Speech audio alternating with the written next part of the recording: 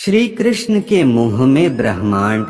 यह बात उस समय की है जब दुष्टों को मारने और देश में धर्म की स्थापना के लिए भगवान विष्णु ने कृष्ण का अवतार लिया था।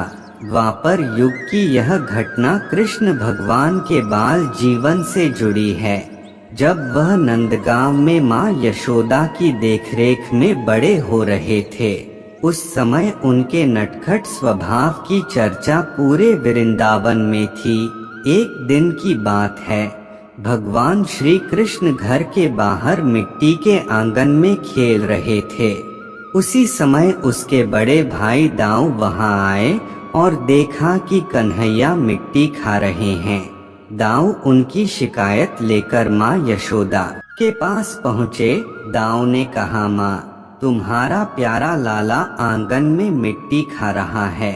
यह सुनते ही यशोदा माँ सीधे बाल गोपाल के पास पहुँची और पूछा, लाला, तुमने मिट्टी खाई है?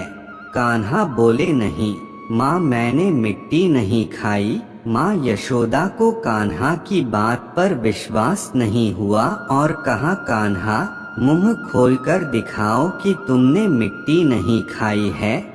माँ यशोदा की बात सुनकर कान्हा ने जैसे ही मुंह खोला, मैया यशोदा चौंक गई। माता को कान्हा के मुंह में मिट्टी कहीं नहीं नजर आई, बल्कि पूरा का पूरा ब्रह्मांड नजर आ रहा था। माँ यशोदा को अपनी आंखों पर विश्वास नहीं हो रहा था।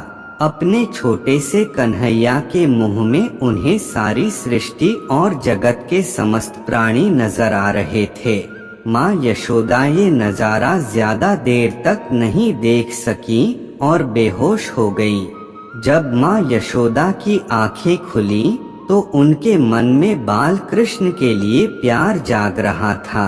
उन्होंने श्री कृष्ण को गले से लगा लिया और उनकी आंखें आंसुओं से भर गई।